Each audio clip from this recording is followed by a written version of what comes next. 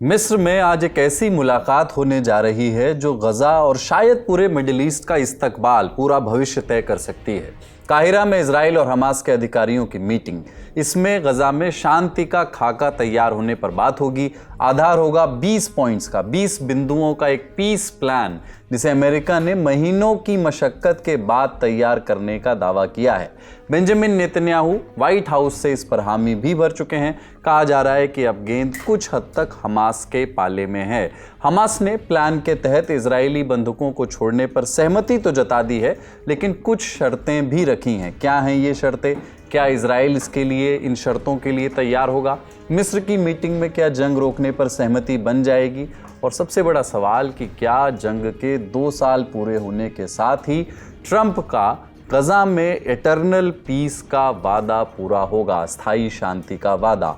आज इन्हीं सब सवालों के जवाब जानने की कोशिश करेंगे। नमस्ते, अपन है कुलदीप और आप देख रहे हैं अंतर्राष्ट्रीय ललन टॉप का अंतर्राष्ट्रीय प्रसंगों से जुड़ा रोजाना का कार्यक्रम दुनियादारी।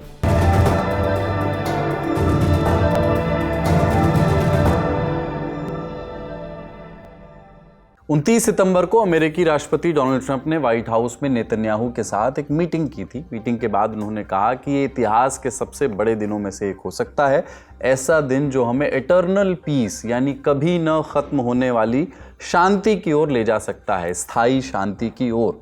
अगर उनके बढ़ा चढ़ाकर बोलने को अलग भी रखते हैं तो भी ये गजा में पिछले 2 साल से चल रहे युद्ध को ख़त्म करने की ओर वाकई एक अहम कदम तो है, क्योंकि ट्रंप ने आखिरकार नेतन्याहू को जंग रुकवाने से जुड़े एक प्लान के लिए सहमत तो कर ही लिया है। एक ऐसा प्लान जिसे न सिर्फ अमेरिका बल्कि अरब और मुस्लिम देशों ने भी समर्थन दे दिया है। ये वही पीस प्लान है जिसमें गजा जंग से जुड़े लगभग हर पहलू को एड्रेस करने की कोशिश की गई है। पहले फेज में बंधकों की रिहाई और फिलिस्तीनी कैदियों की अदला बदली, दूसरे फेज में चरणबद्ध तरीके से, फेज वाइज तरीके से इजरायली सैनिकों का पीछे हटना, तीसरे फेज में गजा की सुरक्षा के लिए एक इंटरनेशनल स्टेबलाइजेशन फोर्स और सरकार चलाने के लिए एक टेक्नोक्रेटिक एपॉलिटिकल पैलेस्टीनियन कमेटी का गठन। इसके अलावा प्लान में एक बोर्ड ऑफ पीस का भी जिक्र है, जिसे डोनाल्ड ट्रंप खुद हेड करेंगे। गजा पीस प्लान को हम पहले भी डिटेल में डिस्कस कर चुके हैं। आप चाहते हैं उसको फिर से जानना तो दुनियादारी का 30 सितंबर का एपिसोड देख सकते हैं, उसका लिंक डिस्क्रिप्शन बॉक्स में आपको मिल जाएगा। अब आगे बढ़ते हैं अगले सवाल पर, वो है इस प्लान की चुनौतियां क्या हैं। इसे बेहतर समझने के लिए हमने चुनौतियों को 2 हिस्सों में बांटा है।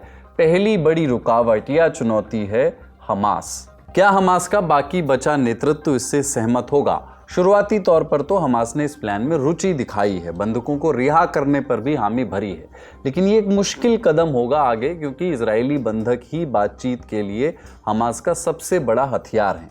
ब्रिटिश अखबार द इकोनॉमिस्ट से बात करते हुए एक पूर्व हमास अधिकारी ने कहा कि अगर हमास सभी बंधकों को छोड़ दे तो क्या गारंटी है कि इजराइल फायरिंग बंद कर देगा, सेना हटा लेगा और फिलिस्तीनी कैदियों को छोड़ेगा। दरअसल इजरायली बंधक हमास के लिए इस जंग में सबसे बड़ा लेवरेज है, यानी जब तक ये लोग हमास के पास हैं, इजराइल के साथ समझौते का रास्ता खुला रहेगा। इसके अलावा प्लान में हमास के हथियार डालने की भी बात है, जिस पर सहमति बनना मुश्किल माना जा रहा है। हमास अपनी पहचान का एक हिस्सा मानता है अपने रेजिस्टेंस को, अपने हथियारों को, क्योंकि वो खुद को एक रेजिस्टेंस मूवमेंट कहता है, वो संगठन जो इजराइल के अवैध कब्जे के खिलाफ एक हिंसक लड़ाई लड़ रहा है। इसलिए जब तक इजराइल गजा में मौजूद है, हमास के लिए हथियार छोड़ना आसान नहीं होगा। हमास के चीफ नेगोशिएटर खलील अल-हैया ने भी हालिया बयान में सीज फायर की जगह इजराइल की हार का जिक्र किया है। सुनिए। मैं अपने बेटों हम्माम, जिहाद, अब्दुल्ला, अहमद, मुमेन और गजा में मारे गए किसी भी दूसरे फिलिस्तीनी बच्चे में कोई फर्क नहीं करता। हम दुआ करते हैं कि उनका ये बलिदान और उनकी रूह जीत का रास्ता बनाए, यरूशलेम तक पहुंचने का रास्ता बनाए और इजराइल के लिए शर्म और हार की वजह बने। साथ ही वे राष्ट्र की गरिमा और जीत का रास्ता बने, ताकि फिर से जनता अपना झंडा लहरा सके। ऐसे में हमास के पास क्या ऑप्शंस बचते हैं, हमने एक्सपर्ट से पूछा। इजराइल वहां से अपने सिपाही नहीं हटाएगा और गाजा में रखेगा तो कोई ना कोई अटैक तो होता ही रहेगा, चाहे वो हमास करे या कोई और करे, कोई और ऑर्गेनाइजेशन कल खड़ी हो जाए, क्योंकि लोग तो रेजिस्ट करते ही है ना। दुनिया के इतिहास यही है कि जब आप किसी के जमीन पे काबिज होते हैं तो वो रेजिस्ट तो करता ही है, चाहे वो वियतनाम हो, चाहे वो गाजा हो, चाहे वो कहीं भी हो। तो मुझे नहीं लगता कि इससे हमास हमेशा के लिए मिट जाएगा। एक बार वो वेपन्स गाजा से निकल गए तो वो कहीं पे भी रखे जाएं, समुंदर में फेंक दिए जाएं, कोई फर्क नहीं पड़ेगा, या इसराइल के हवाले कर दिए जाएं, कोई फर्क नहीं पड़ेगा। क्योंकि एक बार वो गाजा से निकल गए तो फिर वो इस्तेमाल नहीं हो सकते, तो गाजा में ही इस्तेमाल हो सकते थे वो हथियार। और ये कि हमास बिल्कुल गायब हो जाएगा, ये तो मुश्किल ही है, क्योंकि अगर हथियार भी गायब हो जाएं तो हमास की आइडियोलॉजी तो इंसानों के अंदर, उनके दिमाग और दिल में रहती है, तो वो तो आप हटा नहीं सकते। अगर इसराइल पीछे हटता है और हमास हथियार डालता है तो आगे सब कुछ उस नई स्टेबलाइजेशन फोर्स पर निर्भर करेगा जिसके हाथ में गजा के भीतर सुरक्षा बनाए रखने का जिम्मा होगा। इस स्टेबलाइजेशन फोर्स में कुछ अरब देशों के सैनिकों के भी शामिल होने की बात कही गई है। इसमें मिस्र, अजरबैजान और इंडोनेशिया जैसे देशों के नाम शामिल हैं, लेकिन अब तक किसी देश ने निश्चित तौर पर सैनिक भेजने का वादा नहीं किया है। 2 साल से जारी जंग में इसराइल ने हमास के कई शीर्ष नेताओं और हजारों लड़ाकों को मार गिराया है, लेकिन अब भी कई लड़ाके गजा की सुरंगों में छिपे बताए जाते हैं और गुरिल्ला हमले कर रहे हैं।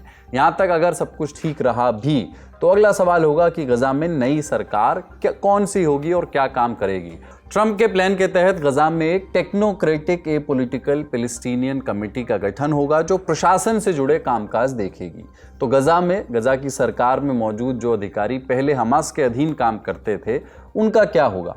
प्लान के मुताबिक हमास के नेता गजा छोड़कर के विदेश जा सकते हैं। अगर वे दोबारा कभी इजराइल के खिलाफ किसी साजिश में शामिल ना होने का वादा करें तो उन्हें माफ़ी भी दे दी जाएगी, फिर वे गजा में ही रह सकेंगे।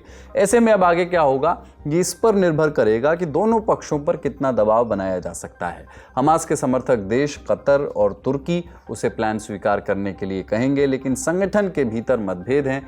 कुछ नेता अब भी कठोर रुख पर अड़े हैं। कतर में हमास अधिकारी ताहा अल नूनू कहते हैं कि जब तक कब्जा जारी है तब तक हर तरह का प्रतिरोध जायज है, यानी वे हथियार डालने के खिलाफ हैं। दूसरी तरफ कुछ नेता ट्रंप की योजना को कुछ शर्तों के साथ मंजूर करने के पक्ष में हैं, लेकिन वो ये भी जानते हैं कि ट्रंप उनकी शर्तों को मानेंगे। ऐसा होना बहुत मुश्किल है, यानी हमास के लिए इस प्लान पर हामी भरना पूरी तरह से मुश्किल है, लेकिन इससे इनकार करना और भी मुश्किल है। 29 सितंबर को नेतन्याहू के साथ प्रेस कॉन्फ्रेंस में ट्रंप ने कहा था कि अगर हमास ये समझौता ठुकराता है तो हमास को मिटाने के लिए इजराइल के पास अमेरिका का पूरा समर्थन होगा।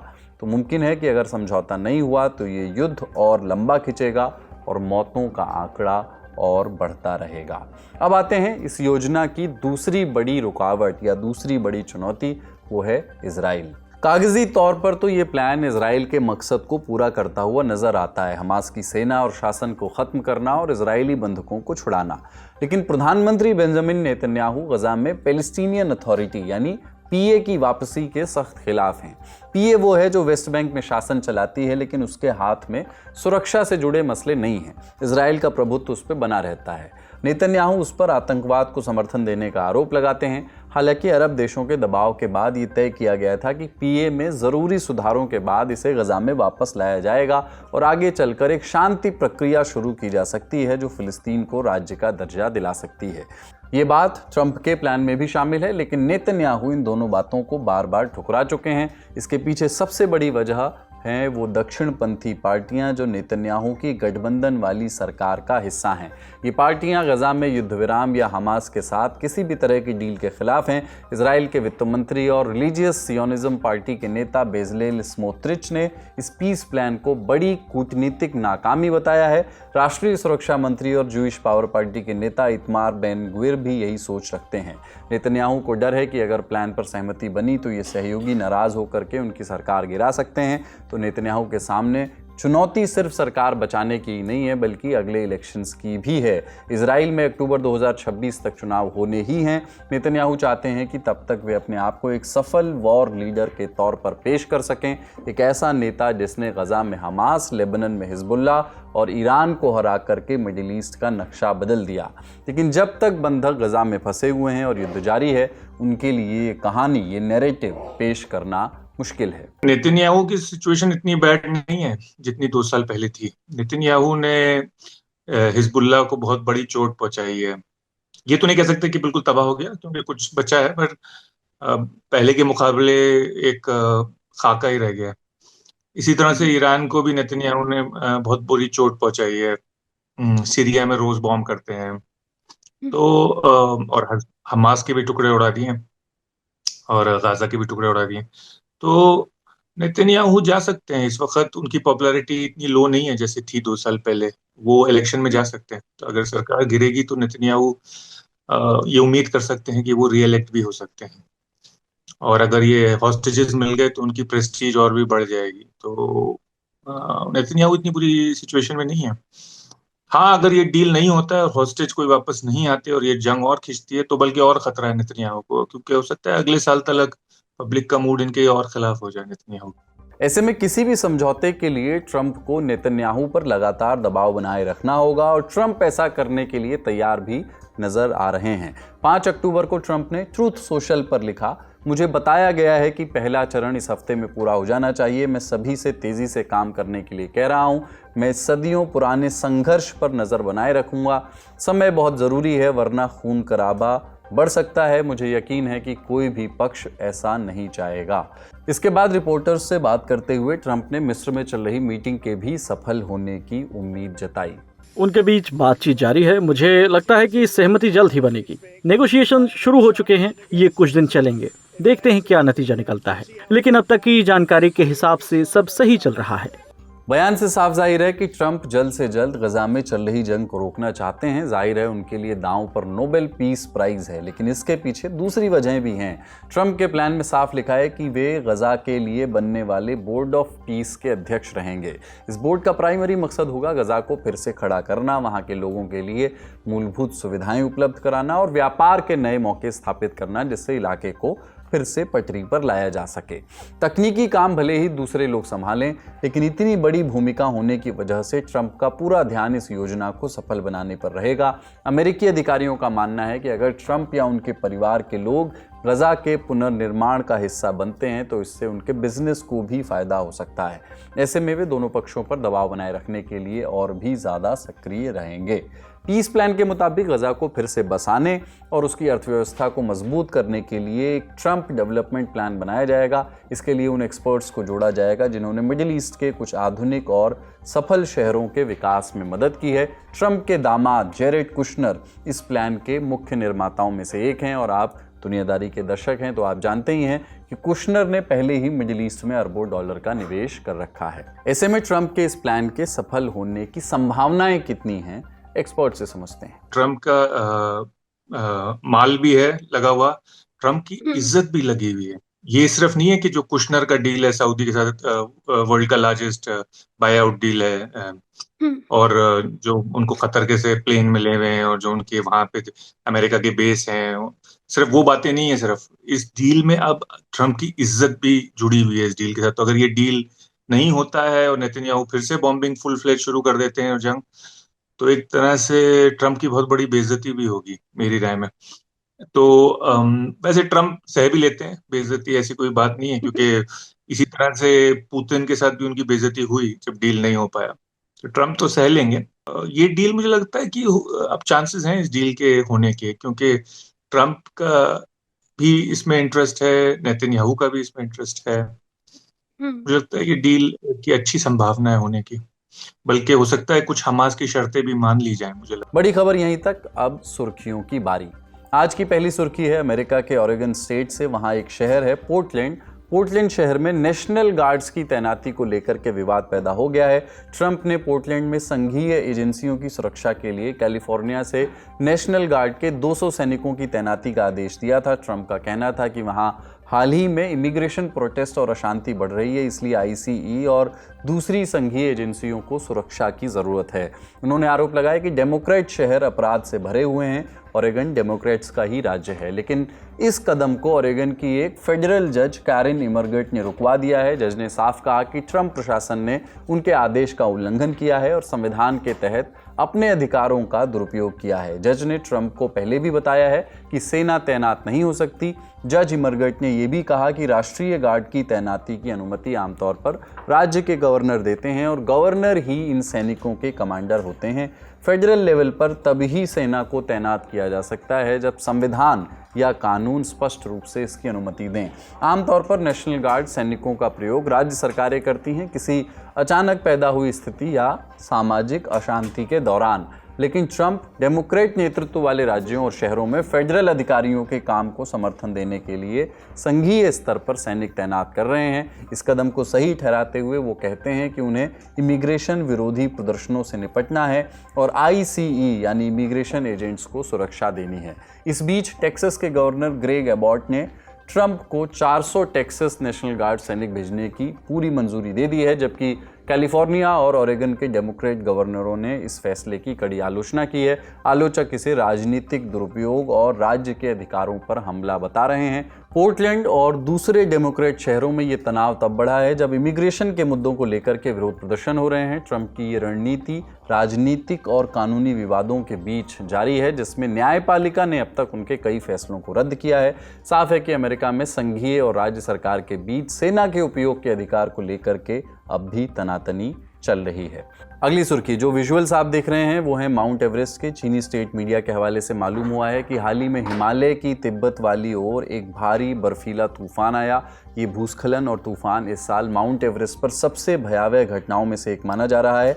यहाँ 500 से ज़्यादा लोग अचानक फंस गए। 350 से ज़्यादा ट्रैकर्स सुरक्षित निकल गए, लेकिन अब भी 200 के करीब लोग वहाँ फंसे हुए हैं। ज़ोरदार बर्फबारी और तेज़ हवाओं के कारण कई ट्रैकिंग रूट्स पूरी तरह बंद हो गए हैं, जिससे रेस्क्यू ऑपरेशंस में समस्या आ रही है। जितने लोग निकाले गए हैं वे सुरक्षित बेस कैंपों तक पहुंच गए हैं। मौसम विशेषज्ञों का कहना है कि अगले कुछ दिन और भी ठंडे और तूफानी रहेंगे, इसलिए ट्रैकर्स और एडवेंचर लवर्स को सतर्क रहने की सलाह दी गई है।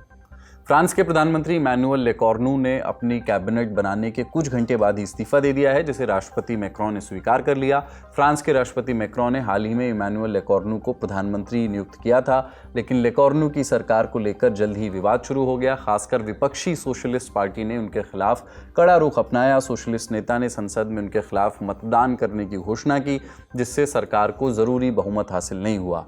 लेकॉर्नू की अगुवाई वाली पूरी सरकार ने गठन के कुछ घंटे बाद ही इस्तीफा दे दिया। कुछ समय पहले ही पूर्व प्रधानमंत्री की विदाई हुई थी और मैक्रोन के लिए नई सरकार बनाना चुनौती बन गया था। फ्रांस की राजनीति में राष्ट्रपति सरकार बनाने के लिए जिम्मेदार होता है, लेकिन संसद में समर्थन के बिना इसे चलाना मुश्किल है। अब राष्ट्रपति मैक्रोन को नए विकल्प तलाशने होंगे, जबकि देश की राजनीतिक स्थिति अनिश्चित बनी हुई है। अगली खबर डोनाल्ड ट्रंप के पसंदीदा टॉपिक यानी नोबेल प्राइज से जुड़ी हुई। इस साल के नोबेल प्राइज की घोषणा शुरू हो गई है और पहला पुरस्कार मेडिसिन के क्षेत्र में दिया गया है। इसे जीता है अमेरिका के फ्रेड रैम्सडेल, मैरी ई ब्रंको और जापान के शिमोन साकागुची ने। उन्हें ये प्राइज़ पेरिफेरल इम्यून टॉलरेंस के क्षेत्र में किए गए रिसर्च के लिए दिया गया है। इसमें उन्होंने खोज की है कि शरीर के शक्तिशाली इम्यून सिस्टम को कैसे कंट्रोल किया जाता है ताकि ये गलती से हमारे अपने अंगों पर हमला ना करे। हमारा इम्यून सिस्टम हर दिन हज़ारों लाखों सूक्ष्म जीवों से हमारी रक्षा करता है। ये सभी सूक्ष्म जीव अलग अलग दिखते हैं। कई ने तो अपने आप को मानव कोशिकाओं जैसा दिखाने की क्षमता विकसित कर ली है, जिससे इम्यून सिस्टम को पहचानना ये मुश्किल हो जाता है कि हमला किस पर करना है और किसकी रक्षा करनी है। ब्रंको, रैम्सडेल और साकागुची ने इम्यून सिस्टम के सुरक्षा गार्ड यानी रेगुलेटरी टी सेल्स की पहचान की, जो ये सुनिश्चित करती हैं कि इम्यून सेल्स हमारे अपने शरीर पर हमला ना करें। इसके आधार पर कैंसर और ऑटोइम्यून रोगों के इलाज खोजे जा रहे हैं। इसके अलावा इन खोजों की मदद से ऑर्गन ट्रांसप्लांटेशन में भी मदद मिल रही है। इन तीनों विजेताओं को 10 दिसंबर को स्टॉकहोम में 10 करोड़ 30 लाख रुपए का नकद इनाम, गोल्ड मेडल और सर्टिफिकेट दिया जाएगा।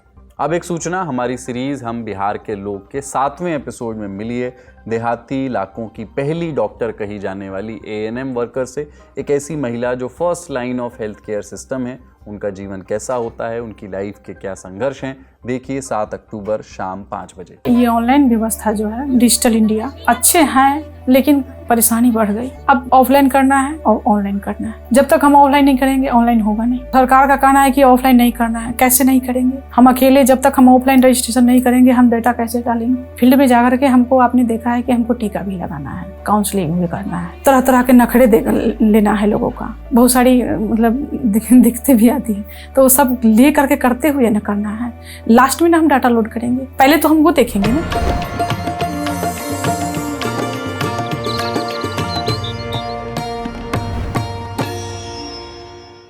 दुनियादारी यहीं तक। नमस्कार।